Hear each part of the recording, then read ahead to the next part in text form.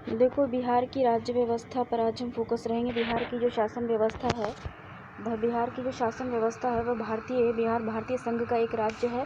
पर राज्य के प्रशासन को सुचारू रूप से चलाने के लिए संघ सरकार के सदृश बिहार में भी प्रतिनिधिमूलक संसदीय प्रणाली को अपनाया गया है। भारतीय संविधान के भाग 6 में राज्य प्रशासन के लिए संविधान प्रावधान किया गया है। यह प्रावधान जम्मू कश्मीर को छोड़कर अब जम्मू कश्मीर को छोड़ नहीं सकते, बल्कि जम्मू कश्मीर सहित बिहार सहित अन्य राज्यों पर समान रूप से लागू होते हैं। सरकार के 3 अंग होते हैं: कार्यपालिका, व्यवस्थापिका और न्यायपालिका। राज्य की जो शासन व्यवस्था है उसका सांगठनिक स्वरूप इस प्रकार है। जैसे कि राज्य का शासन जो है वो 3 क्षेत्रों पर है, जैसे कि कार्यपालिका, व्यवस्थापिका और न्यायपालिका। तो कार्यपालिका के अंतर्गत राज्यपाल और मंत्रिपरिषद और मुख्यमंत्री होता है। व्यवस्थापिका के अंदर विधानमंडल होता है, विधानसभा होता है और विधान परिषद होता है। न्यायपालिका के अंदर उच्च न्यायालय होता है और अधीनस्थ न्यायालय होता है। संविधान की धारा 168 के अंतर्गत राज्य विधानमंडल का गठन किया गया है। संविधान की धारा 168 के तहत राज्य विधानमंडल का गठन किया गया है और इसके अनुसार विधान मंडल में 3 अंग सम्मिलित हैं: राज्यपाल, विधान परिषद और विधानसभा।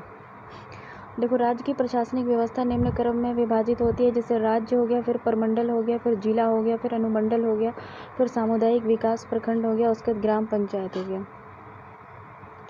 उपयुक्त प्रशासनिक इकाई के अनुसार राज्य की प्रशासनिक व्यवस्था संचालित होती है। राज्य स्तर पर शासन कार्य का संपादन राज्यपाल, मुख्यमंत्री, मंत्रिपरिषद और विभागीय सचिवों के जरिए होता है।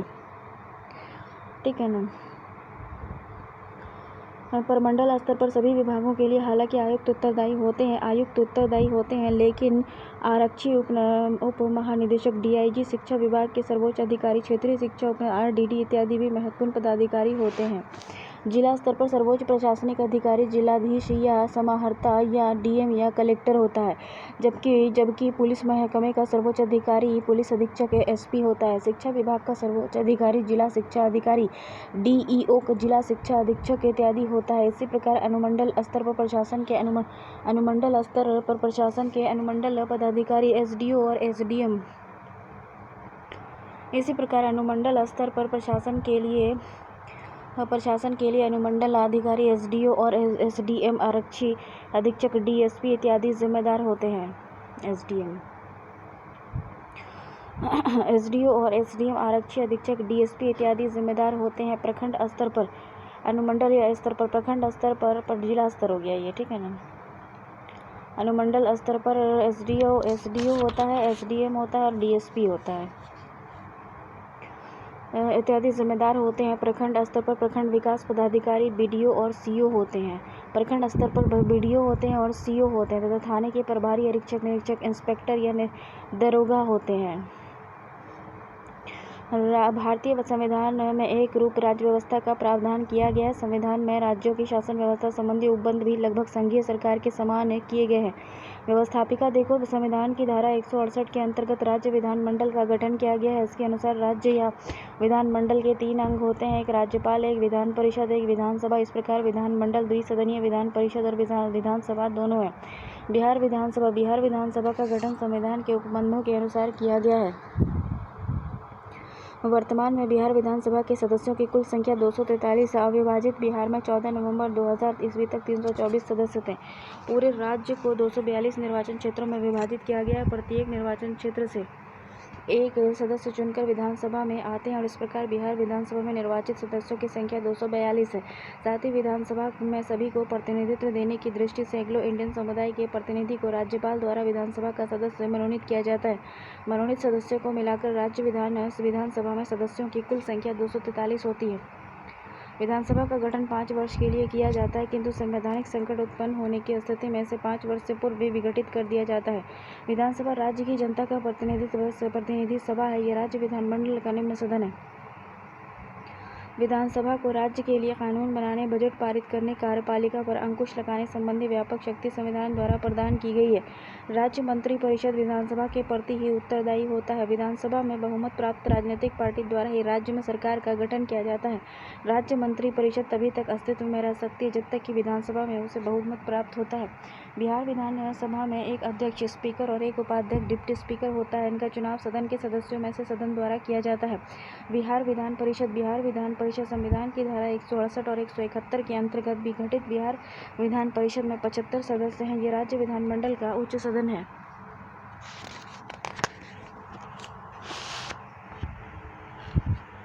इन सदस्यों का चुनाव निम्नलिखित विधि से उत्पन्न होता है। सदस्यों की कुल संख्या का 1/3 भाग चुनाव एक ऐसे निर्वाचन मंडल द्वारा होता है जिसमें राज्य की नगरपालिकाओं, जिला परिषदों, स्थानीय स्वशासन की अन्य संस्थाओं के सदस्य शामिल होते हैं। सदस्यों की कुल संख्या की 1/3 का निर्वाचन राज्य विधानसभा के सदस्यों के द्वारा होता है। 1/12 भाग सदस्य ऐसे होते हैं 1/12 भाग सदस्य ऐसे स्नातक को मिलाकर बने निर्वाचन मंडल द्वारा चुने जाते हैं जो किसी विश्वविद्यालय से कम 3 वर्ष में पंजीकृत स्नातक है। 1/12 भाग सदस्य शिक्षक प्रतिनिधियों के द्वारा चुने जाते हैं। शेष सदस्य राज्यपाल के द्वारा मनोनीत किए जाते हैं और ऐसे सदस्य साहित्य, विज्ञान, कला, सहकारी आंदोलन और समाज सेवा के क्षेत्र में विशेष ज्ञान और व्यावहारिक अनुभव रखने वाले होते हैं। विधान परिषद एक अस्थायी सदन है।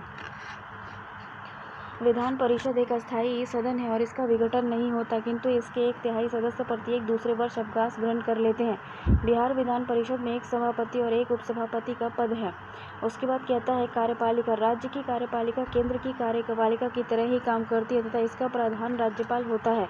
राज्य की राजधानी पटना से ही राज्य की कार्यपालिका राज्य का संचालन करती है। राज्य की कार्यपालिका के राजनीतिक प्रमुख मुख्यमंत्री होते हैं तथा उनकी मंत्री परिषद संयुक्त रूप से राज्य विधानमंडल के प्रति उत्तरदायी होती है, किंतु कार्यपालिका का वास्तविक प्रमुख राज्य का मुख्य सचिव होता है। जो होता है ये राज्य का मुख्य सचिव होता है, जो मुख्यमंत्री को उनके कार्य और दायित्वों और विशेषकर प्रशासनिक और कार्यान्वयन आदि के प्रति कार्यपालक, परामर्श और सहायता कार्य संचालित करता है। राज्य के मुख्य सचिव के अधीन में पटना में एक पूर्णतः सुव्यवस्थित सचिवालय कार्यरत है, जिसमें अनेक प्रधान सचिव, संयुक्त सचिव और सचिव अपने अपने विभागों के प्रमुख रूप में कार्यरत हैं। वे अपने विभाग के दक्षतापूर्ण कार्य संचालन, अपने विभाग के मंत्री परिषद के आदेशों और निर्देशों के अनुपालन के प्रति उत्तरदायी होते हैं।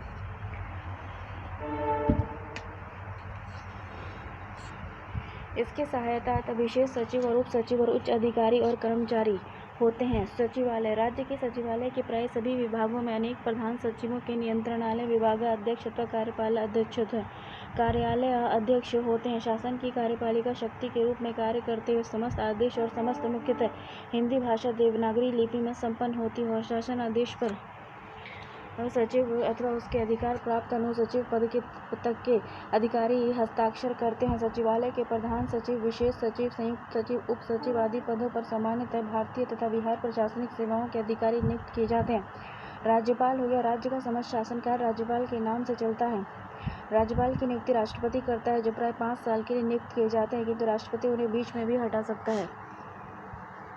ऐसे नागरिक ही राज्यपाल नियुक्त किए जा सकते हैं जिनकी उम्र कम से कम 35 वर्ष हो। राज्यपाल में राज्य की कार्यपालिका संबंधी शक्तियां निहित होती है, जिनका उपयोग वह स्वयं और अपने अधीनस्थ मंत्रियों के द्वारा करता है। राज्यपाल के अधिकार क्या क्या हैं? राज्यपाल की जो कार्यपालिका संबंधी शक्ति है, वह राज्यपाल मुख्यमंत्री एवं मंत्रियों और महाधिवक्ता और राज्य के लोक सेवा आयोग के अध्यक्ष, सदस्य और अन्य बड़े अधिकारियों की नियुक्ति करता है।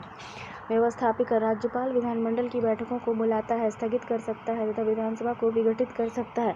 कोई भी विधेयक तब तक कानून नहीं बन सकता जब तक कि राज्यपाल उस पर अपनी स्वीकृति न दे दे। यदि विधानमंडल का अधिवेशन नहीं चल रहा हो तो आवश्यकता पड़ने पर वह अध्यादेश जारी कर सकता है। अध्यादेश को कानून सदृश विधिवत मान्यता प्राप्त होती है। वित्त संबंधी। राज्यपाल की पूर्व स्वीकृति से ही राज्य विधानसभा में वित्त विधेयक प्रस्तुत किया जाता है। न्याय संबंधी।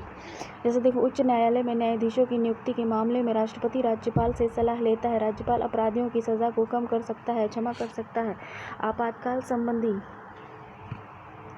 आपातकाल संबंधी। राज्य में संवैधानिक रूप से शासन चलाने की संभावना न होने पर संविधान की धारा 356 के अधीन में राष्ट्रपति को आपातकाल घोषित करने और राज्य में राष्ट्रपति शासन लागू करने का परामर्श दे सकता है। विवेक आधारित अधिकार। देखो, राज्यपाल अधिकतर कार्य मंत्रिमंडल के परामर्श से करता है, लेकिन कुछ कार्य जैसे विधेयकों की स्वीकृति देने में, विधानसभा भंग करने में तथा मुख्यमंत्री की नियुक्ति करने में जब विधानसभा में किसी भी दल को स्पष्ट बहुमत न हो तो विवेक से निर्णय करता है। मंत्री परिषद। राज्यपाल को प्रशासन में सहायता और सलाह देने के लिए एक मंत्री परिषद होती है, जिसका प्रधान मुख्यमंत्री होता है। सैद्धांतिक दृष्टि से मंत्री परिषद एक परामर्शदात्री समिति है, किंतु व्यवहार में यह राज्य की वास्तविक कार्यपालिका है। जिसके परामर्श के अनुसार राज्यपाल कार्य करने को बाध्य होता है। विधि, वित्तीय और अर्थ संबंधी सभी मामले का निर्धारण मंत्री परिषद ही करती है। मुख्यमंत्री विधानसभा के सदस्य कई राजनीतिक दलों में बंटे होते हैं। जिस दल का बहुमत होता है उसी दल का नेता मुख्यमंत्री होता है। यदि किसी दल का बहुमत नहीं हुआ तो कई दलों के पारस्परिक तालमेल से गठबंधन सरकार या मंत्रिपरिषद का गठन किया जाता है। मंत्रिमंडल में प्रधानता मुख्यमंत्री की होती है। मुख्यमंत्री का चुनाव उसके दल अथवा गठबंधन के सहयोगी दलों के सदस्य करते हैं, किंतु मुख्यमंत्री के रूप में किसी व्यक्ति की नियुक्ति राज्यपाल द्वारा होती है। मुख्यमंत्री नियुक्त हुए व्यक्ति को राज्य व्यवस्थापिका का सदस्य होना चाहिए। नियुक्ति से 6 माह के अंदर सदस्य बन जाना चाहिए। मुख्यमंत्री राज्यपाल और मंत्रिमंडल के बीच की कड़ी का कार्य करता है। शासन संबंधी निर्णय, मंत्रियों और पदाधिकारियों की नियुक्ति और विधि निर्माण कार्य में मुख्यमंत्री की भूमिका अहम होती है। न्यायपालिका, राज्य की न्यायपालिका सरकार का तीसरा प्रमुख अंग होता है। नागरिक जीवन में शासन अनुचित हस्तक्षेप न करे। नागरिक जीवन में शासन जो है वो अनुचित हस्तक्षेप न करे। एक नागरिक दूसरे नागरिक के साथ ठीक व्यवहार करे, उसकी देखभाल के लिए भारतीय संविधान में उपबंधों के अधीन बिहार में भी स्वतंत्र न्यायपालिका की व्यवस्था की गई है। राज्य में सबसे ऊंची अदालत पटना उच्च न्यायालय है, जिसकी स्थापना 1916 में हुई थी। पटना उच्च न्यायालय के मुख्य न्यायाधीश और अन्य न्यायाधीशों की नियुक्ति भारत के उच्चतम न्यायालय के मुख्य न्यायाधीश एवं बिहार के राज्यपाल की सलाह से राष्ट्रपति द्वारा की जाती है। उच्च न्यायालय के न्यायाधीश होने के लिए आवश्यक है कि वह भारत का नागरिक हो, वह कम से कम 10 वर्ष तक भारत में न्याय संबंधी किसी पद पर कार्य कर चुका हो। यह राज्यों के उच्च न्यायालय में कम से कम 10 वर्ष तक अधिवक्ता रह चुका हो। बिहार में जिला एवं अन्य अधीनस्थ न्यायालय में जिला एवं सत्र न्यायाधीश होते हैं तथा और उनकी सहायता के लिए अतिरिक्त जिला जज और सब जज होते हैं। ठीक है ना। बिहार में जिला और अन्य अधीनस्थ न्यायालय बिहार में जिला और अन्य अधीनस्थ न्यायालय में जिला और सत्र न्यायाधीश होते हैं और उनकी सहायता के लिए अतिरिक्त जिला जज और सब जज होते हैं। अनुमंडलों में मुंसिफ मजिस्ट्रेट और जुडिशियल मजिस्ट्रेट होते हैं। छोटी अदालतों के अधिकारी राज्य सरकार द्वारा नियुक्त होते हैं। अधीनस्थ न्यायालय और न्यायाधिकरणों के अधीन का अधिकार पटना उच्च न्यायालय को प्रदान किया गया है। नीचे की अदालतों के फैसले के विरुद्ध ऊपर की अदालतों में अपील की जा सकती है। अंतिम अपील सर्वोच्च न्यायालय दिल्ली में होती है। राज्य में स्थित न्यायालय पर मंत्रिमंडल का कोई अधिकार नहीं होता। वह उच्च न्यायालय के अधीन स्वतंत्र रूप से कार्य करती है। उच्च न्यायालय के न्यायाधीश 62 वर्ष की आयु में अवकाश ग्रहण करते हैं। उच्च न्यायालय गठन एवं क्षेत्राधिकार। देश के विभिन्न राज्यों में न्याय प्रशासन को सुचारू रूप से चलाने के लिए उच्च न्यायालय का गठन किया गया है। उच्च न्यायालय राज्य का शीर्ष न्यायालय होता है, जो राज्य के मौलिक अधिकारों का संरक्षक होता है। भारतीय संविधान के अनुच्छेद 214 के अनुसार प्रत्येक राज्य के लिए उच्च न्यायालय होगा। उच्च न्यायालय के गठन की व्यवस्था अनुच्छेद 216 में की गई है। संसद विधि द्वारा 2 या 2 से अधिक राज्यों के लिए अथवा किसी संघ राज्य क्षेत्र के लिए एक ही उच्च न्यायालय स्थापित कर सकती है। गुवाहाटी उच्च न्यायालय में न्यायाधीशों की संख्या सबसे कम है, जबकि इलाहाबाद न्यायालय में सबसे अधिक है। वर्तमान में संपूर्ण भारतवर्ष में 24 उच्च न्यायालय हैं। संविधान में उच्च न्यायालय के मुख्य न्यायाधीश सहित अन्य न्यायाधीशों की कोई निश्चित सीमा नहीं की गई है, अतः सभी उच्च न्यायालय में न्यायाधीशों की संख्या समान नहीं होती। भारतीय संविधान के अनुच्छेद 231 के अनुसार संसद को ये अधिकार दिया गया है कि वे किन्हीं 2 राज्यों और 2 से अधिक राज्यों के लिए एक ही उच्च न्यायालय की स्थापना करे। मुख्य न्यायाधीश और न्यायाधीशों की नियुक्ति। भारतीय संविधान के अनुच्छेद 217 के अनुसार राष्ट्रपति उच्च न्यायालय के मुख्य न्यायाधीश की नियुक्ति करने में सर्वोच्च न्यायालय के मुख्य न्यायाधीश संबंधित राज्य के राज्यपाल से परामर्श लेता है। संविधान के आर्टिकल 217 के अनुसार उच्च न्यायालय के अन्य न्यायाधीशों की नियुक्ति करने में राष्ट्रपति और सर्वोच्च न्यायालय के मुख्य न्यायाधीश संबंधित राज्य के राज्यपाल तथा संबंधित उच्च न्यायालय के मुख्य न्यायाधीश से परामर्श करता है। 1993 में सर्वोच्च न्यायालय के एक फैसले के अनुसार अब भारत के मुख्य न्यायाधीश की सहमति के बिना किसी उच्च न्यायालय में किसी न्यायाधीश की नियुक्ति नहीं हो सकती। न्यायाधीशों की योग्यताएं। भारतीय संविधान के अनुच्छेद 217(2) के अनुसार कोई व्यक्ति किसी उच्च न्यायालय का न्यायाधीश नियुक्त होने योग्य तभी होगा जब वह भारत का नागरिक हो, किसी भी राज्य के उच्च न्यायालय में या एक से अधिक राज्य के उच्च न्यायालयों में कम से कम 10 वर्ष तक के अधिवक्ता रह चुका हो, भारत में कम से कम 10 वर्ष तक किसी न्यायिक पद पर आसीन रहा हो तथा 62 वर्ष की आयु पूरी न किया हो। न्यायाधीशों का कार्यकाल। भारतीय संविधान के अनुच्छेद 217 के अनुसार किसी उच्च न्यायालय का न्यायाधीश 62 वर्ष की आयु तक अपने पद पर रह सकता है। इसके अतिरिक्त वह निम्न तरीके से पद छोड़ सकता है, यदि वह स्वयं त्यागपत्र दे दे, संसद द्वारा पारित प्रस्ताव के पश्चात वह राष्ट्रपति द्वारा बर्खास्त कर दिया जाए, राष्ट्रपति द्वारा उच्च न्यायालय के किसी न्यायाधीश को उच्चतम न्यायालय का न्यायाधीश नियुक्त कर दिया जाए, उसे किसी अन्य राज्य के न्यायालय में स्थानांतरित कर दिया जाए। उच्च न्यायालय के किसी न्यायाधीश की आयु संबंधी विवाद का निर्णय राष्ट्रपति द्वारा किया जाता है। कार्यवाहक मुख्य न्यायाधीश। भारतीय संविधान के अनुच्छेद 223 के अनुसार किसी उच्च न्यायालय के मुख्य न्यायाधीश के पद रिक्त होने पर राष्ट्रपति न्यायालय के अन्य न्यायाधीशों में से किसी एक को मुख्य न्यायाधीश के कार्यों का संपादन करने हेतु नियुक्त कर सकता है। भत्ते और वेतन। सर्वोच्च और उच्च न्यायालय के वेतन और न्यायाधीश के वेतन और सेवा शर्तें संयुक्त विधेयक अधिनियम 2008 के अनुसार। देखो ये बदल गया है और वेतन और भत्ता जो है बदल गया है। इसी तरह उच्चतम न्यायालय के मुख्य न्यायाधीश को 33,000, ये भी बढ़ गया है। अब 1,000 रुपये नहीं मिलता है, लाख रुपये मिलता है। 2,50,000 या 25,000। वेतन के अलावा उन्हें भत्ते आदि सेवानिवृत्ति के पश्चात पेंशन भी मिलता है। न्यायाधीशों के कार्यकाल में उनके वेतन भत्ते में किसी प्रकार की कमी नहीं की जा सकती। न्यायाधीशों को दिए जाने वाले वेतन भत्ते भारत की संचित निधि पर भारित होती है। उच्च न्यायालय के न्यायाधीश के वेतन और भत्ते का निर्धारण करने की शक्ति संसद को प्राप्त है। हस्तांतरण।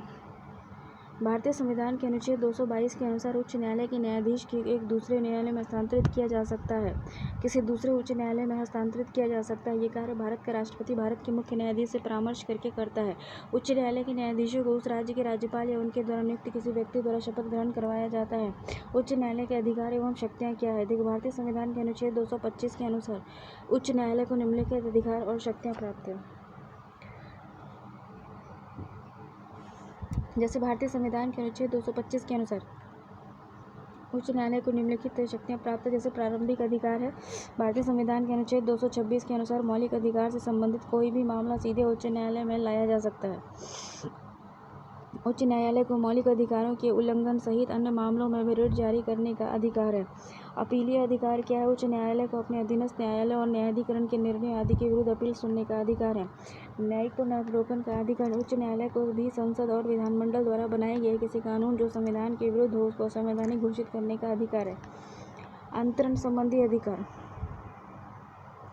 अंतरण संबंधी अधिकार के अनुच्छेद 228 के अनुसार उच्च न्यायालय किसी भी अधीनस्थ न्यायालय के से मुकदमे को अपने पास मंगवा सकता है और उसकी व्याख्या कर सकता है। अभिलेख न्यायालय। भारतीय संविधान के अनुच्छेद 215 के अनुसार उच्च न्यायालय को अभिलेख न्यायालय कहा गया है। अधीक्षण संबंधी अधिकार। अनुच्छेद 227 के अनुसार उच्च न्यायालय को अपने अधीनस्थ सभी न्यायालयों के प्राधिकरणों का अधीक्षण करने की शक्ति प्राप्त है। अधीनस्थ न्यायालय। भारतीय संविधान के अनुच्छेद 233 में अधीनस्थ न्यायालय के विषय में उल्लेख किया जाता है। प्रत्येक जिले में एक जिला अदालत होती है। जिला अदालत को कार्यपालिका से स्वतंत्र रखा गया है। जिला अदालत को कार्यपालिका से स्वतंत्र रखा गया है। जिला न्यायाधीशों की नियुक्ति। उच्च न्यायालय के परामर्श से जिला न्यायाधीशों की नियुक्ति राज्यपाल करता है। अन्य न्यायाधीशों की नियुक्ति उच्च न्यायालय द्वारा आयोजित उच्च न्यायिक सेवा, यानी कि उच्च न्यायालय का जो न्यायालय के परामर्श जिला न्यायाधीश की नियुक्ति राज्यपाल करता है, ठीक है ना। उसके बाद अन्य न्यायाधीश जो होता है, एडिशनल जज जो होते हैं, अन्य न्यायाधीश एडिशनल जजेस की जो नियुक्ति होती है उच्च न्यायालय द्वारा आयोजित उच्च न्यायिक सेवा अथवा राज्य लोक सेवा आयोग द्वारा आयोजित प्रांतीय न्यायिक सेवा परीक्षा के परिणाम के आधार पर किया जाता है। अन्य न्यायाधीशों की नियुक्ति जो है वो बीपीएससी से की जाती है, ठीक है ना। प्रत्येक ज़िले में 3 प्रकार के न्यायालय होते हैं, ठीक है। प्रत्येक ज़िले में 3 तरह के न्यायालय होते हैं। एक होता है दीवानी न्यायालय। दीवानी न्यायालय को सिविल कोर्ट के नाम से जाना जाता है और इन न्यायालयों में जिला स्तर पर अचल संपत्ति संबंधी मामलों की सुनवाई होती है। फौजदारी न्यायालय को आपराधिक न्यायालय भी कहा जाता है। इसके अंतर्गत लड़ाई झगड़े, मारपीट आदि से संबंधित मुकदमे की सुनवाई होती है।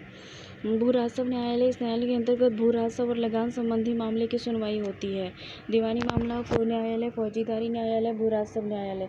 पटना उच्च न्यायालय। पटना उच्च न्यायालय बिहार राज्य की न्यायिक व्यवस्था के शिखर पर विद्यमान है। पटना उच्च न्यायालय की स्थापना 9 फरवरी 1916 को हुई थी। स्थापना के समय पटना उच्च न्यायालय के कार्य क्षेत्र में बिहार उड़ीसा दोनों सम्मिलित थे। 1936 में उड़ीसा बिहार से अलग होने के पश्चात उसका कार्य क्षेत्र केवल बिहार तक सीमित रह गया। 15 नवंबर 2000 को बिहार के विभाजन के पश्चात जब झारखंड राज्य का निर्माण हुआ तो झारखंड की राजधानी में स्थित पटना उच्च न्यायालय की रांची खंडपीठ के स्थान पर रांची उच्च न्यायालय का गठन किया गया। संप्रति पटना उच्च न्यायालय का कार्यक्षेत्र वर्तमान में मात्र बिहार क्षेत्र तक ही सीमित रह गया। पटना उच्च न्यायालय के न्यायाधीशों की कुल संख्या 45। पटना उच्च न्यायालय में न्यायाधीशों की जो कुल संख्या है वो 45 स्वीकृत पद हैं। पटना उच्च न्यायालय का क्षेत्राधिकार क्या है? प्रारंभिक क्षेत्राधिकार मौलिक अधिकारों से संबंधित कोई भी मामला सीधे पटना उच्च न्यायालय में लाया जा सकता है। पटना उच्च न्यायालय को मौलिक अधिकारों के उल्लंघन सहित अन्य मामलों में भी रिट जारी करने का अधिकार है। अपीलीय क्षेत्राधिकार क्या है कि पटना उच्च न्यायालय को अपने अधीनस्थ न्यायालय और न्यायाधिकरण के निर्णय आदि के विरुद्ध अपील सुनने का अधिकार है। प्रशासकीय क्षेत्राधिकार क्या है? जिलों में अधीनस्थ न्यायिक सेवा की संरचना इस प्रकार है: जिला एवं सत्र न्यायाधीश, अतिरिक्त जिला एवं सत्र न्यायाधीश, सहायक सेशन जज, सबऑर्डिनेट जज, सबऑर्डिनेट जज।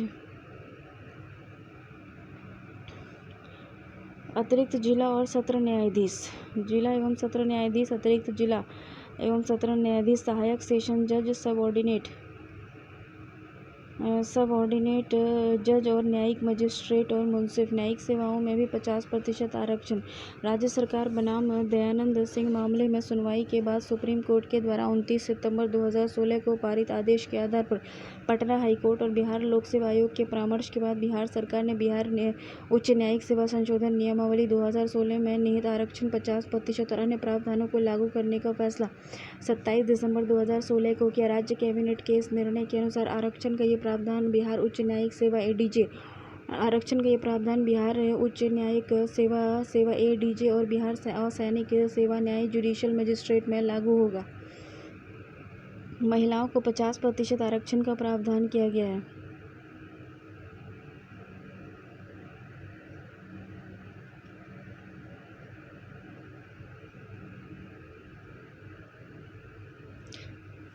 इसमें क्या है कि बिहार न्यायिक सेवा में और उच्च न्यायिक सेवा में अति पिछड़ा वर्ग को 21%, अनुसूचित जाति को 16%, पिछड़ा वर्ग को 12%, पिछड़ा वर्ग को 12% और अनुसूचित जाति को 1% आरक्षण का लाभ है। ये कुल आरक्षण का 50% होगा।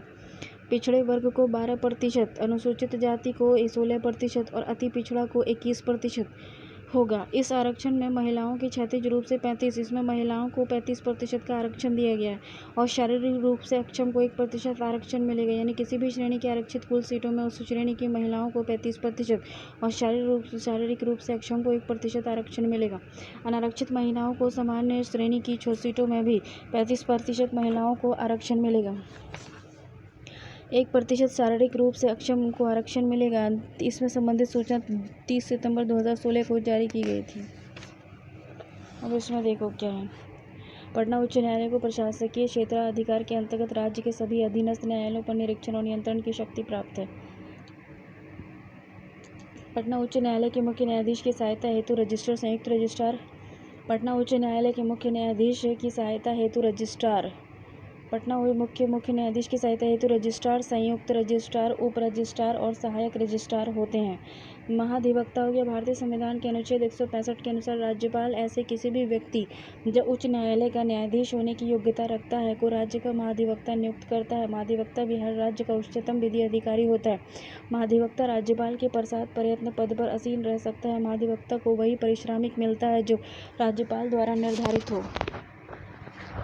भारतीय संविधान के अनुच्छेद 165(1) के अनुसार महाधिवक्ता के मुख्य कार्य है विधि संबंधी विषयों पर राज्य सरकार को सलाह देना। महाधिवक्ता वैसे कार्यों को भी संपादित करता है जो उन्हें राज्यपाल संविधान अथवा अन्य किसी विधि द्वारा प्रदान करता है। भारतीय संविधान के अनुच्छेद 177 के अनुसार महाधिवक्ता को राज्य विधान सभा में बोलने तथा उसकी कार्यवाही में भाग लेने का अधिकार होता है, परंतु उसे मत देने का अधिकार नहीं होता है। बिहार में स्थानीय स्वशासन देखो। स्थानीय स्वशासन का तात्पर्य ऐसे प्रशासन से है जो नगर निगम सुधार न्यासों और नगर पालिकाओं, पंचायती राज संगठनों, महानगर पालिकाओं और क्षेत्रीय विकास प्राधिकरणों और छावनी बोर्डों आदि के रूप में नागरिक जीवन की सुविधाओं से संबंध रखता है। शहरी क्षेत्र की कुछ प्रमुख संस्थाएं निम्नवत है, जैसे महानगर निगम। ये नगरीय शासन का शीर्ष निकाय है जिसकी स्थापना राज्य सरकार द्वारा की जाती है। महानगर निगम उस शहर में स्थापित होते हैं जिसकी आबादी 20 लाख से ऊपर होती है। और नगर निगम की स्थापना भी राज्य सरकार के विधायी अंग द्वारा की जाती है। नगर निगम उन शहरों में स्थापित किए जाते हैं जिनकी आबादी 20 लाख से कम किंतु 10 लाख से ऊपर हो। नगर पालिका उन शहरों में जिनकी आबादी 10 लाख से कम और 5 लाख से अधिक हो। नगर पालिका की स्थापना की जाती है। बिहार में स्थानीय स्वायत्त शासन नगरीय क्षेत्र में स्थानीय स्वायत्त शासन की इकाइयों को संवैधानिक आधार प्रदान किया गया है। इसके तहत संविधान का भाग 9A को 1 जून 1993 को प्रभावी हुआ। इस भाग ने 2 प्रकार के निकायों को जन्म दिया। एक है स्वायत्त शासन की संस्थाएं और दूसरा है योजना समितियां। नगर पालिका। शहरी स्वायत्त शासन की संस्थाओं में नगर पालिका का नाम दिया जाता है। अनुच्छेद 243 थो ने प्रत्येक राज्य के लिए ऐसी इकाई गठित करना अनिवार्य कर दिया है, किंतु यदि कोई ऐसा नगर क्षेत्र है जहां कोई औद्योगिक स्थापना हेतु नगर पालिका सेवाएं प्रदान कर रहा है, इस प्रकार ये किए जाने का प्रस्ताव है, तो ऐसी स्थिति में क्षेत्र का विस्तार और अन्य तथ्यों पर विचार करने के पश्चात राज्यपाल उसे औद्योगिक नगर घोषित कर सकता है और ऐसे क्षेत्र के लिए नगर पालिका गठित करना आवश्यक नहीं है। नगर पालिकाएं मुख्यतः 3 प्रकार की होती है, एक नगर पंचायत, एक नगर परिषद और एक नगर निगम। तो नगर पंचायत जो होता है ऐसे क्षेत्र के लिए जो ग्रामीण क्षेत्र में से नगर क्षेत्र में परिवर्तित हो रहा है। नगर परिषद छोटे नगर के लिए है। नगर निगम बड़े क्षेत्र के लिए है। नगर पालिकाओं का गठन। नगर पालिकाओं के सदस्य साधारणतः प्रत्यक्ष निर्वाचन से निर्वाचित होते हैं। राज्य का विधानमंडल विधि द्वारा नगर पालिकाओं से प्रतिनिधित्व के लिए प्रबंध कर सकता है। सहायता के लिए आवश्यक है कि उम्मीदवार और प्रत्याशी नगर प्रशासन में विशेष ज्ञान और अनुभव रखने वाला व्यक्ति हो, लोकसभा, राज्यों की विधानसभा और राज्यसभा और विधान परिषद का सदस्य हो, अनुच्छेद 243 धो के अधीन गठित बोर्ड समितियों का अध्यक्ष हो। अध्यक्षों का निर्वाचन विधानमंडल द्वारा उपबंधित रीति से होता है। 3 लाख या उससे अधिक जनसंख्या वाले नगर पालिका के क्षेत्र में आने वाले 2 या 2 से अधिक वार्डों के लिए वार्ड समिति बनाना आवश्यक माना जाता है। ठीक है ना। राज्य विधानमंडल उनके गठन, क्षेत्र और वार्ड समितियों के स्थानों के भरे जाने के बारे में उपबंध करता है। राज्य विधानमंडल वार्ड समिति के अतिरिक्त भी समितियां गठित कर सकता है। जो व्यक्ति राज्य विधानमंडल के लिए चुने जाने योग्य है वह नगर पालिका का सदस्य होने योग्य होगा। अनुच्छेद 243 इसमें सिर्फ एक बात में भिन्नता है कि नगर पालिका के लिए 21 वर्ष की आयु का व्यक्ति सदस्यता के लिए योग्य होगा, जबकि राज्य विधानसभा के लिए 25 वर्ष का होना आवश्यक है। दलित आदिवासी के लिए उनकी आबादी के अनुरूप आरक्षण का प्रावधान है। दलित आदिवासी के लिए उनकी आबादी के अनुरूप आरक्षण का प्रावधान है। नगर पालिका में अनुसूचित जातियों और अनुसूचित जनजातियों के आरक्षण का प्रावधान है। यदि अनुसूचित जाति की जनसंख्या 30% और अनुसूचित जनजाति की जनसंख्या 21% है तो उनके लिए क्रमशः 30% और 21% स्थान आरक्षित होंगे। बिहार में वर्ष 2007 में स्तरीय पंचायत की तरह नगर निगम और नगर निकायों के सभी कोटि के पदों पर महिलाओं के लिए 50% तक, अति पिछड़े वर्ग के लिए 20% तक आरक्षण सुनिश्चित किया गया है। यह विधानमंडल पर छोड़ दिया गया है कि वह इस बात का निर्णय करे कि नगर पालिकाओं के अध्यक्ष पद के लिए आरक्षण किस प्रकार होगा। अवधि और शक्ति। प्रत्येक नगर पालिका अपने पहले अधिवेशन की तारीख से 5 वर्ष की अवधि तक कार्य करती है, किंतु उसका विघटन विधि के अनुसार अवधि की समाप्ति के पूर्व भी किया जा सकता है। विघटन के पहले नगर पालिका को सुनवाई का अवसर दिया जाता है।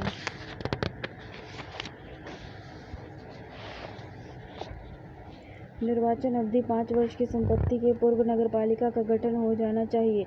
यदि नगर पालिका को उसकी अवधि के पहले विघटित कर दिया जाता है तो निर्वाचित विघटन की तारीख से 6 माह के भीतर हो जाना चाहिए। 5 वर्ष की पूरी अवधि की समाप्ति के पहले विघटित नगर पालिका जब पुनर्गठित की जाती है तो वह विशिष्ट अवधि के लिए ही होगी, किंतु यदि शेष अवधि 6 माह से कम हो तो निर्वाचन आवश्यक नहीं है। राज्य विधानमंडल को ये शक्ति दी गई है कि वह नगर पालिकाओं को ऐसी सभी शक्तियों और प्राधिकार प्रदान करे जो स्वायत्त शासन की संस्थाओं के रूप में उनके कार्य के लिए आवश्यक हो। अनुच्छेद 243 नगर पालिकाओं को जो उत्तरदायित्व सौंपे जा सकते हैं वे हैं आर्थिक विकास, सामाजिक न्याय की योजनाएं तैयार करना और उनका क्रियान्वयन करना। 12वीं अनुसूची में उल्लेखित 18 मदें हैं। नगर योजना, भूमि के उपयोग का विनियमन, मार्ग और पुल, जल प्रदाय, लोक स्वास्थ्य, अग्नि सेवाएं, नगर वानिकी, मलिन बस्ती आदि। राज्य विधानमंडल विधि द्वारा नगर पालिकाओं को कर, शुल्क, पथकर आदि उगाही करने, उनका संग्रह करने और उन्हें विनियोजित करने के लिए प्राधिकृत कर सकता है। राज्य सरकार द्वारा संग्रहित कर, शुल्क और नगर पालिकाओं को समानुदेशित किए जा सकते हैं। राज्य की संचित निधि में नगर पालिकाओं की सहायता अनुदान भी दिया जाता है। राज्य की संचित निधि से अनुदान भी दिया जाता है। नगर पालिका वित्त आयोग राज्य सरकार द्वारा नगर पालिकाओं की वित्तीय स्थिति को पुनर्वलोकन करने और इसके बारे में सिफारिश करने के लिए एक वित्त आयोग का स्थापना करने का प्रावधान अनुच्छेद 243 में। योजना समितियां। संविधान के अनुच्छेद 47वें संशोधन अधिनियम में नगर पालिकाओं को संवैधानिक मान्यता प्रदान की गई है। इन संशोधन अधिनियम में कहा गया है कि प्रत्येक राज्य में 2 समिति, जिला स्तर पर जिला योजना समिति और प्रत्येक महानगर क्षेत्र में महानगर योजना समिति गठित की जाएगी। अनुच्छेद 243 योग हो और अनुच्छेद 243 योड़ो राज्य विधानमंडल द्वारा समिति के गठन और उसमें स्थानों के भरे जाने के विषय में उपबंध किया जाता है, किंतु इसके लिए आवश्यक है कि जिला योजना समिति की दशा में कम से कम 4/5 सदस्य जिला स्तर पंचायत और जिलों की नगरपालिकाओं से निर्वाचित सदस्य द्वारा अपने में से निर्वाचित किए जाएं। जिला अनुपात जिले में नगर और ग्राम की जनसंख्या के अनुपात में होगा। महानगर योजना समिति की दिशा में समिति के कम से कम 2/3 सदस्य नगर पालिकाओं के सदस्य के रूप और नगरपालिका क्षेत्र में पंचायत और अध्यक्षों पर अपने में से निर्वाचित किए जाएंगे और स्थानों का विभाजन इस क्षेत्र में नगरपालिकाओं और पंचायतों की जनसंख्या के अनुपात में होगा। पटना नगर निगम बिहार सरकार ने 1922 ईस्वी के नगरपालिका अधिनियम के अनुसार नगर पालिकाओं की स्थापना की है। पटना नगर निगम की स्थापना 15 अगस्त 1952 को हुई। पटना नगर निगम का एक महापौर, मेयर और एक उप महापौर, डिप्टी मेयर होता है। उनका कार्यकाल 1 वर्ष का होता है। पटना नगर निगम का गठन निगम परिषद, निगम समिति और प्रमुख प्रशासकीय पदाधिकारी को मिलाकर होता है। पटना नगर के आय का स्रोत विभिन्न प्रकार के कर, शुल्क और सरकारी अनुदान है। उन्नयन शहरों के विकास के लिए बनाए जाते हैं तथा नगरों के आधुनिकीकरण, सफाई, स्वास्थ्य, सौंदर्यीकरण, योजनाबद्ध निर्माण के लिए कार्य करते हैं। क्षेत्रीय विकास प्राधिकरण आज बड़े शहरों में योजनाबद्ध विकास का जिम्मा क्षेत्रीय विकास प्राधिकरणों ने ले लिया है। इनका कार्य शहरों का आधुनिकीकरण व चतुर्दिक विकास है। अधिसूचित क्षेत्र सीमित है। इन समितियों की स्थापना उन छोटे छोटे शहरों में की जाती है जहाँ नगर पालिका व्यवस्था उपयुक्त नहीं समझी जाती। अधिसूचित क्षेत्र समिति की स्थापना का उद्देश्य वहाँ बाद में न्यायपालिका को स्थापित करना है। समिति उन सभी कार्यों को करती है जो नगरपालिका करती है। छावनी बोर्ड केंद्र शासित क्षेत्र है और तथा प्रतिरक्षा मंत्रालय के प्रत्यक्ष नियंत्रण में होता है। देश में 63 छावनी परिषद कार्यरत है। 1924 में छावनी अधिनियम पारित हुआ। इसके अनुसार छावनी के प्रबंधन के लिए छावनी परिषद स्थापित करने की व्यवस्था की गई। आवास परिषदों का गठन सार्वजनिक आवास की परियोजनाओं को तैयार करने और क्रियान्वित करने के लिए किया जाता है। 74वां संविधान संशोधन में बिहार नगरीय स्थानीय स्वशासन से संबंधित 74वें संविधान संशोधन विधेयक के द्वारा नगर पालिका, टाउन एरिया और अधिसूचित क्षेत्र आदि स्थानीय निकायों में महिलाओं, पिछड़े वर्गों, अनुसूचित जाति, अनुसूचित जनजाति के लिए आरक्षण की व्यवस्था की गई है। इस विधेयक द्वारा राज्य विधानसभाओं को नगर निकायों के लिए आर्थिक विकास योजना बनाने और कर और शुल्क की वसूली और उपयोग करने का अधिकार दिया गया है। ग्रामीण प्रशासन हो गया पंचायती राज। ग्रामीण प्रशासन हो गया और पंचायती राज हो गया। बिहार में ग्रामीण प्रशासन के प्रमाण प्राचीन काल से ही मिलते हैं। भारतीय संविधान की धारा 40 में कहा गया है कि प्रत्येक राज्य का कर्तव्य है कि वह ग्राम पंचायतों का गठन करे। 1956 में भारत सरकार ने बलवंत राय मेहता समिति की नियुक्ति की जाती है, जिसके प्रतिवेदन के आधार पर पंचायती राज संगठन को लागू करने की योजना को मूर्त रूप दिया गया है। बिहार सरकार ने सर्वप्रथम बिहार पंचायत समिति और जिला परिषद अधिनियम 1961 पारित किया, जिसमें 17 फरवरी 1962 को कानून का रूप ग्रहण किया और इस अधिनियम के द्वारा ग्रामीण क्षेत्रों के स्थानीय संस्थाओं के लिए 3 इकाई ग्राम पंचायत, पंचायत समिति और जिला परिषद का निर्माण किया गया। ग्राम पंचायत बिहार में ग्राम पंचायत प्रशासन की सबसे छोटी किंतु सर्वाधिक महत्वपूर्ण इकाई है। प्रथम पंचवर्षीय योजना में ग्राम विकास को एक स्वतंत्र क्षेत्र घोषित कर दिया गया तथा ग्रामीण विकास विभाग को बिहार पंचायती राज योजना के कार्यान्वयन की जिम्मेदारी सौंपी गई।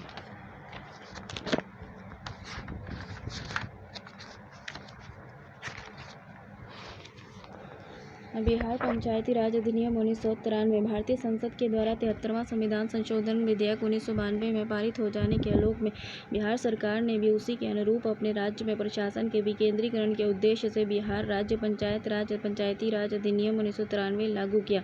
इस अधिनियम के अनुसार राज्य में 3 स्तरीय पंचायती राज व्यवस्था लागू करने की व्यवस्था है। मूल रूप से ये विधेयक बिहार में 1947 में और 1961 में पंचायती राज विधेयक को निरस्त करके उसके स्थान पर लागू किया गया है।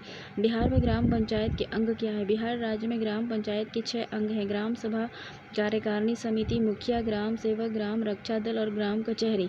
ग्राम सभा ग्राम पंचायत की विधायिका होती है। इसमें ग्राम या ग्राम समूह में रहने वाले सभी पदाधिकारी शामिल होते हैं। बिहार पंचायती राज अधिनियम 2006 के अनुसार ग्राम सभा की बैठक समय समय पर होती है, किंतु किन्हीं 2 बैठकों के बीच 3 महीने से अधिक का अंतराल नहीं होना चाहिए। ग्राम सभा के कुछ मुख्य कार्य को स्वीकृति देना, वार्षिक बजट, लेखा परीक्षण रिपोर्ट को स्वीकृति देना, सामुदायिक सेवा, स्वैच्छिक श्रम विकास संबंधी कार्यक्रमों और परियोजनाओं को स्वीकृति देना तथा कर संबंधी प्रस्ताव पर विचार करना और उनकी स्वीकृति देना है। किसी बैठक की गणपूर्ति कोरम ग्राम सभा के कुल सदस्यों के 20वें भाग से पूरी होगी। कार्यकारिणी समिति। प्रत्येक ग्राम पंचायत में एक कार्यकारिणी समिति होती है। कार्यकारिणी समिति का प्रधान मुखिया होता है। मुखिया के अलावा कार्यकारिणी समिति के 8 सदस्य होते हैं। मुखिया ग्राम पंचायत की कार्यपालिका का प्रधान होता है। वह कार्यकारिणी समिति की अध्यक्षता करता है और इसकी बैठकें बुलाता है। ग्रामीण स्तर के सरकारी कर्मचारियों पर नियंत्रण रखने के साथ साथ कार्यकारिणी समिति की सलाह पर यह विशेष परिस्थितियों में ग्रामीणों पर जुर्माना भी लगा सकता है और संसाधनों में अभिवृद्धि हेतु कुछ क्षेत्रों में भी कर लगा सकता है। उप मुखिया। कार्यकारिणी समिति के सदस्य विहित रीति से अपने में से एक सदस्य को उप मुखिया निर्वाचित करते हैं। उप मुखिया कार्यकारिणी समिति के अनुमोदन से उप मुखिया को अपनी शक्ति सौंप सकता है, किंतु उप मुखिया 6 महीने से अधिक मुखिया के रूप में कार्य नहीं कर सकता। ग्राम सेवक। प्रत्येक ग्राम पंचायत में एक कार्यालय होता है जो ग्राम सेवक के जिम्मे रहता है। ग्राम सेवक को पंचायत सेवक भी कहा जाता है। वह सरकारी कर्मचारी होता है तथा इसकी नियुक्ति सरकार द्वारा की जाती है। ग्राम सेवक ग्राम पंचायत के सचिव के रूप में काम करता है तथा वह मुखिया, सरपंच तथा ग्राम पंचायत के कार्य संचालन में सहायता करता है। ग्राम रक्षा दल। बिहार पंचायती राज अधिनियम के अनुसार ग्राम पंचायतों को ग्राम रक्षा दल कायम रखने का अधिकार दिया गया है। ग्राम रक्षा दल का नेता दलपति कहलाता है तथा इसकी नियुक्ति मुखिया और कार्यकारिणी समिति की राय से होती है। ग्राम कचहरी। ग्राम पंचायत के न्यायपालिका को ग्राम कचहरी की संज्ञा दी जाती है। इसके माध्यम से ग्रामीण विकास जनता को न्याय मिलता है। भारतीय स्थानीय स्वशासन की संस्थाओं में ग्राम पंचायत की एक ऐसी संस्था है जिसको न्याय से संबंधित शक्तियां प्राप्त हैं। मुखिया तथा कार्यकारिणी समिति का कोई भी सदस्य ग्राम कचहरी का सदस्य नहीं हो सकता। ग्राम पंचायत के न्यायिक कार्यों के निष्पादन के लिए गठित ग्राम कचहरी में सरपंच समेत 9 पंचों की एक तालिका होती है। सरपंच एवं पंचों की नियुक्ति 5 वर्षों के लिए होती है। पंचायत समिति। बिहार पंचायत समिति और जिला परिषद अधिनियम 1961 के अनुसार पंचायत समिति के शासन के 4 मुख्य अंग हैं। पंचायत समिति प्रमुख एवं उप प्रमुख, स्थायी समिति तथा प्रखंड विकास पदाधिकारी होता है। प्रमुख तथा उप प्रमुख होता है। पंचायत समिति अपने सदस्यों में से एक प्रमुख तथा एक उप प्रमुख 5 वर्ष के लिए निर्वाचित करती है। यदि किसी ग्राम पंचायत का मुखिया प्रमुख एवं उप प्रमुख के पद पर निर्वाचित हो जाए तो उसे मुखिया का पद खाली पड़ना पड़ता होता है। प्रखंड विकास पदाधिकारी। बिहार पंचायत समिति और जिला परिषद अधिनियम के अनुच्छेद 20 के अंतर्गत प्रत्येक प्रखंड के लिए राज्य सरकार लोक सेवा आयोग की अनुशंसा पर प्रखंड विकास पदाधिकारी की नियुक्ति करता है और पंचायत समिति का कार्यपालक पदाधिकारी और सचिव होता है। जिला परिषद। जिला में पंचायती राज प्रणाली की सर्वोच्च संस्था जिला परिषद होती है। यह एक कानूनी संस्था है तथा पंचायत समिति की तरह यह भी कानूनी अधिकार और शक्तियां रखती है। इसके अंतर्गत जिले की सभी पंचायत समितियां आती हैं।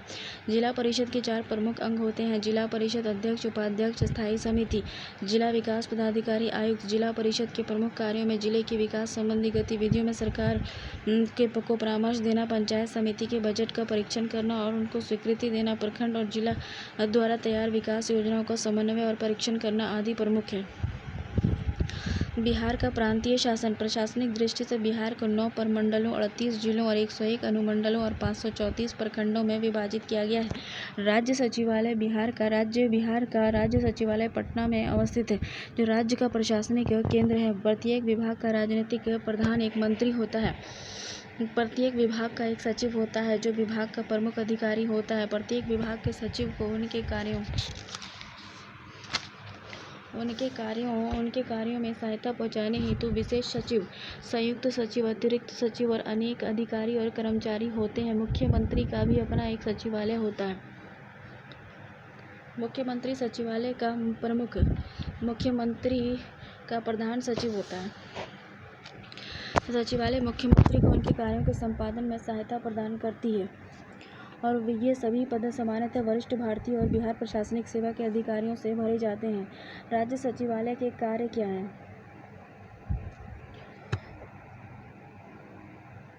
राज्य सचिवालय के कार्य क्या हैं? सचिवीय सहायता। राज्य सचिवालय का महत्वपूर्ण कार्य है मंत्रिमंडल और उसकी विभिन्न समितियों को सचिवीय सहायता प्रदान करना। सूचना केंद्र के रूप में राज्य सचिवालय सरकार से संबंधित आवश्यक सूचनाएं मंत्रिमंडल तथा उनकी विभिन्न समितियों और राज्यपालों को प्रेषित करता है। मंत्रिमंडल की बैठक में लिए गए निर्णय की सूचना भी वह संबंधित विभागों को भेजता है। समन्वय का कार्य। विभिन्न सचिवीय समितियों के अध्यक्ष होने के नाते मुख्य सचिव विभागों के बीच समन्वय स्थापित करता है। परामर्शदात्री कार्य। राजकीय सचिवालय मुख्यमंत्री और अन्य मंत्रियों की नीतियों के निरूपण एवं संपादन में परामर्श देता है। मुख्य सचिव हो गया। मुख्य सचिव सचिवालय का प्रधान होता है तथा ये भारतीय प्रशासनिक सेवा का कोई वरिष्ठ श्रेणी का अधिकारी होता है। मुख्य सचिव सिविल सेवा का प्रधान माना जाता है, अर्थात वह राज्य की लोक सेवाओं का अध्यक्ष होता है। वह राज्य सरकार का जनसंपर्क अधिकारी होता है जो अंतर्राष्ट्रीय सरकारों और केंद्रीय सरकार के मध्य प्रशासनिक संचार का माध्यम है। मुख्य सचिव सरकारी तंत्र का मुख्य और मंत्रिपरिषद का सलाहकार होता है। वह विभिन्न विभागों में समन्वय बनाए रखता है। राज्य के पुलिस प्रशासन की संरचना। आरक्षी पुलिस महानिदेशक DGP, additional DGP, IG, DIG, SP, DSP, inspector, sub inspector, ASI, हवलदार, कांस्टेबल। तो सबसे बड़ा पद जो होता है डीजीपी का होता है, फिर उसके बाद एडिशनल डीजीपी का होता है, फिर आईजी का होता है, फिर डीआईजी का होता है, फिर एसपी का होता है, फिर डीएसपी का होता है, फिर इंस्पेक्टर होता है, उसके बाद सब इंस्पेक्टर होता है, उसके बाद एएसआई होता है, हवलदार होता है, कांस्टेबल होता है। तो क्षेत्रीय प्रशासनिक इकाइयाँ। प्रशासनिक सुविधा की दृष्टि से राज्य प्रशासन को 5 इकाइयों में बांटा गया है। प्रमंडल। बिहार राज्य में प्रमंडल क्षेत्रीय प्रशासनिक इकाई का शीर्ष संगठन है। एक से अधिक अथवा कई जिलों को मिलाकर एक प्रमंडल बनता है। आयुक्त, कमिश्नर प्रमंडल का उच्च अधिकारी होता है। पर स्वतंत्रता प्राप्ति के समय बिहार में केवल 4 प्रमंडल थे, जिसमें से तिरहुत था, भागलपुर था, पटना था और छोटा नागपुर था। ठीक है ना, ये सब प्रमंडल था। स्वतंत्रता प्राप्ति के समय बिहार में 4 ही प्रमंडल था। एक तिरहुत प्रमंडल था, एक भागलपुर प्रमंडल था, एक पटना था और एक छोटा नागपुर था। वर्ष 2000 तक राज्य में प्रमंडलों की संख्या 13 हो गई थी, किंतु 4 प्रमंडल नवनिर्मित झारखंड राज्य में चले जाने के कारण वर्तमान समय में बिहार में प्रमंडलों की संख्या 9 हो गई है। जिला क्षेत्रीय प्रशासन की महत्वपूर्ण इकाई है। ये एक या एक से अधिक अथवा कई अनुमंडलों को मिलाकर एक जिला का निर्माण होता है। एक या एक से अधिक अथवा कई अनुमंडलों को मिलाकर एक जिले का निर्माण होता है। जिलाधिकारी कलेक्टर जिला का उच्चतम अधिकारी होता है। एक जिला या एक से अधिक अथवा कई अनुमंडलों को मिलाकर एक जिले का निर्माण होता है, तो उसको जिलाधिकारी, डीएम और कलेक्टर कहते हैं। जिला स्तर पर प्रशासनिक कार्यों के समन्वय और कार्यान्वयन जिलाधिकारी का महत्वपूर्ण कार्य होता है। वर्तमान में जिलाधिकारी कानून एवं व्यवस्था के अतिरिक्त नागरिक आपूर्ति, राहत और पुनर्वास कार्यों के दायित्व का भी निर्वहन करता है। अनुमंडल हो गया एक से अधिक अथवा कई प्रखंडों को मिलाकर एक अनुमंडल बनाया जाता है। एक से अधिक अथवा कई प्रखंडों को मिलाकर एक अनुमंडल बनाया जाता है। अनुमंडल पदाधिकारी एसडीओ अनुमंडल का सबसे बड़ा अधिकारी होता है। प्रखंड हो गया जैसे कई गांवों और पंचायतों को मिलाकर एक प्रखंड बनाया जाता है, तो उसको हम प्रखंड विकास पदाधिकारी बीडीओ कहते हैं। प्रखंड का उच्चतम प्रशासनिक अधिकारी होता है। प्रखंड समिति द्वारा निम्नलिखित कार्य किए जाते हैं, जैसे कृषि सुधार, शिशु शिक्षा, पशुओं की देखभाल, बीमारियों की रोकथाम और ग्राम सुधार विषयक कार्यक्रमों का संचालन। ग्राम पंचायत बिहार में प्रशासन की सबसे छोटी इकाई है। ग्राम पंचायत द्वारा गांव का प्रबंधन एवं सुधार कार्य किया जाता है। प्रत्येक ग्राम पंचायत का एक प्रधान होता है जो मुखिया कहलाता है। प्रत्येक ग्राम पंचायत में एक कचहरी होती है जहाँ गाँव के आपसी झगड़ों का निपटारा होता है। लोक सेवा आयोग भारतीय संविधान के अनुच्छेद 315 के अनुसार संघ के लिए एक संघीय लोक सेवा आयोग और राज्य के लिए एक राज्य लोक सेवा आयोग गठित करने की व्यवस्था की गई है। बिहार लोक सेवा आयोग लोक सेवकों के चयन के लिए प्रतियोगिता परीक्षा और साक्षात्कार का आयोजन करता है। संविधानतः बिहार लोक सेवा आयोग के अध्यक्ष और सदस्यों की नियुक्ति राज्यपाल द्वारा की जाती है, जबकि व्यवहारतः यह नियुक्ति मंत्रिपरिषद की सलाह से मुख्यमंत्री करता है।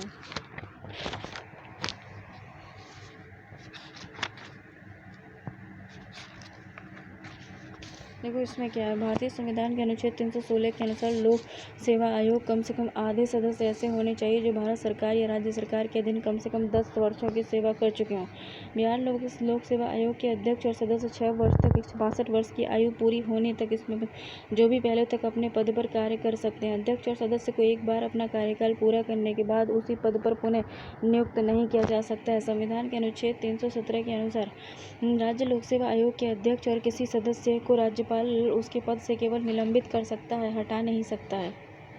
संविधान के अनुच्छेद 320 के अनुसार संघ और राज्य लोक सेवा आयोग का कर्तव्य क्रमशः संघ और राज्य की सेवाओं की नियुक्ति के लिए परीक्षाओं का संचालन करना है। संविधान के अनुसार राज्य सरकार द्वारा बिहार लोक सेवा आयोग को निम्न विषयों, राज्य के सैनिक के सेवाओं में भर्ती की रीतियों के संबंध विषयों, असैनिक सेवाओं के सदस्यों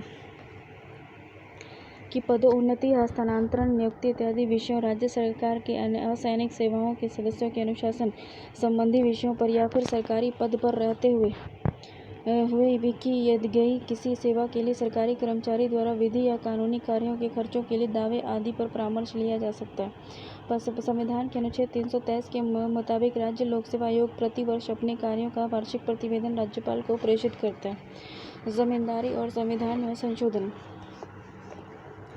बिहार देश का पहला राज्य है जिसने आज़ादी के तुरंत बाद बिहार लैंड रिफॉर्म्स एक्ट 1950 बनाया, परंतु दरभंगा महाराज सर कामेश्वर सिंह और दूसरे बड़े जमींदारों ने पटना उच्च न्यायालय में इस कानून को संवैधानिक वैधता को चुनौती दे दी और अदालत ने कहा कि यह कानून संविधान की धारा 14 के विरुद्ध है।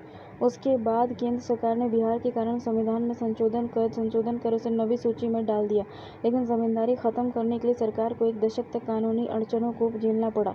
इस कानून में पहली अड़चन तब आई जब तत्कालीन राज्यसभा कृषि मंत्री कृष्ण बल्लभ सहाय ने विधेयक को प्रस्तुत किया, पर कुछ जमींदारों ने इसे राजनीतिक प्रतिषेध समझा। कारण चाहे जो भी हो, बिहार पहला राज्य था जिसने भूमि सुधार कानून बनाया और जिसके कारण 1951 में संविधान में पहला संशोधन हुआ।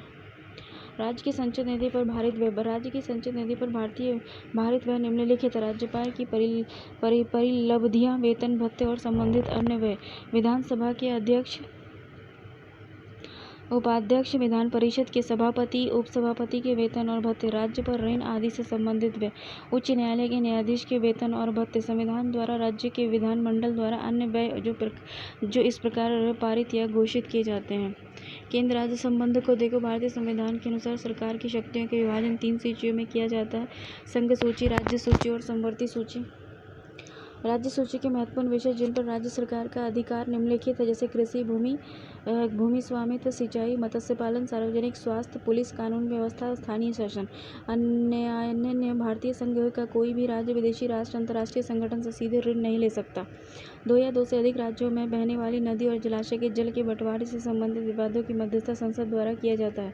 केंद्र राज्य संबंधों पर विचार विमर्श करने के लिए केंद्र सरकार ने 1983 में न्यायमूर्ति A.R. सरकारिया की अध्यक्षता में सरकारी आयोग नियुक्त किया था। संघ और राज्यों के मध्य वित्तीय संसाधन के वितरण के संबंध में सलाह देने के लिए राष्ट्रपति 5 वर्ष के लिए वित्त आयोग की नियुक्ति करता है। डॉक्टर राजेंद्र प्रसाद संविधान सभा के अस्थायी सभापति थे। हिंदी के प्रसिद्ध कवि रामधारी सिंह दिनकर संसद के सदस्य भी रहे। 1956 में राज्य पुनर्गठन अधिनियम पारित किया गया। संसद किसी भी राज्य का नाम परिवर्तित कर सकती है अथवा किसी भी राज्य का क्षेत्र घटा या बढ़ा सकती है। संप्रति भारतीय संघ में राज्यों की संख्या 28 तथा केंद्र शासित प्रदेशों की संख्या ये सब बदल गया है। संविधान की 8वीं अनुसूची में मैथिली सहित 22 भाषाओं को सम्मिलित किया गया है। योजना आयोग संवैधानिक निकाय नहीं है। नीति आयोग संवैधानिक निकाय नहीं है। प्रधानमंत्री योजना आयोग का पदेन अध्यक्ष होता है। प्रधानमंत्री नीति आयोग का पदेन अध्यक्ष होता है। सभा और राष्ट्रभाषा आयोग का गठन राष्ट्रपति करता है। राज्यसभा आयोग, राजभाषा आयोग में 22 सदस्य होते हैं। बिहार में शीर्षस्थ पदाधिकारी, जैसे बिहार 1912 में पहले बंगाल का हिस्सा था। 1 अप्रैल 1912 को बंगाल से अलग करके बिहार और उड़ीसा को संयुक्त रूप से पृथक राज्य का दर्जा दिया गया। इस राज्य का शासन चलाने के लिए राज्यपाल का लेफ्टिनेंट गवर्नर का पद बनाया गया। 1 अप्रैल 1912 से 29 दिसंबर 1920 तक रहे बिहार के लेफ्टिनेंट गवर्नर उनके कार्यकाल। जैसे देखो सर चार्ल्स स्टुअर्ट बेली 1 अप्रैल 1912 से 19 नवंबर 1915 तक। सर एडवर्ड अल्बर्ट गेट 19 नवंबर 1915 से 4 अप्रैल 1918 तक। सर एडवर्ड लेविंग 5 अप्रैल 1918 से 12 अगस्त 1918 तक। सर एडवर्ड अल्बर्ट गेट 12 अगस्त 1918 से 29 दिसंबर 1920 तक। स्वतंत्रता पूर्व बिहार के गवर्नर। उनके कार्यकाल 20 दिसंबर 1920 को बिहार उड़ीसा राज्य के लेफ्टिनेंट गवर्नर का पद समाप्त कर दिया गया। सर एडवर्ड अल्बर्ट गेट इस पद पर रहने वाले अंतिम लेफ्टिनेंट गवर्नर थे। एलजी उसके बाद राज्यपाल का पद बनाया गया और 29 दिसंबर 1920 से 31 मार्च 1936 तक रहे बिहार के राज्यपाल एवं उनके कार्यकाल। तो सबसे पहले सत्येंद्र प्रसाद सिन्हा थे पहले राज्यपाल बिहार के, जो 29 दिसंबर 1920 से 30 नवंबर 1921 तक रहे। और सबसे आखिरी जो थे वो सर जेम्स डेविड शिफ्टन थे, जो 11 फरवरी 1935 से 31 मार्च 1936 तक रहे। उड़ीसा राज्य के गठन के बाद बिहार के राज्यपाल देखो अप्रैल 1936 को बिहार के से पृथक होकर उड़ीसा एक राज्य के रूप में स्थापित हुआ। 1 अप्रैल 1936 से 14 अगस्त 1947 तक बिहार के राज्यपाल और उनके कार्यकाल। तो सबसे पहले जेम्स डेविड शिफ्टन थे 1 अप्रैल 1936 से 10 मार्च 1937 तक।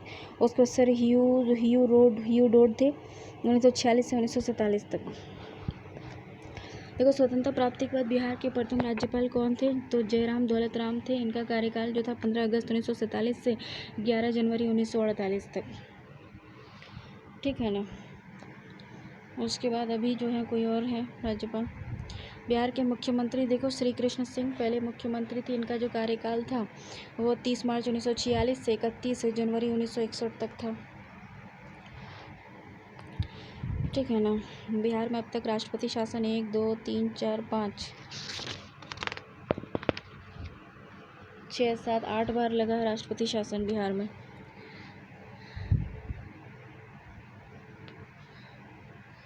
देखो यहाँ पटना उच्च न्यायालय के मुख्य न्यायाधीश पहले न्यायमूर्ति जो थे सर एडवर्ड माइनर्स जेम्स चेमियर थे, जो 1/3/1916 से 3/10/2017 तक रहे। और अभी न्यायमूर्ति जो थे हेमंत गुप्ता कार्यवाहक थे 2016 से, वो तो हट गए। बिहार विधानसभा के माननीय अध्यक्ष 1937 से श्री राम दयालु सिंह अध्यक्ष थे। बिहार विधानसभा के पहले अध्यक्ष जो थे वो राम दयालु सिंह थे 23/7/1937 से 11/11/1944 तक।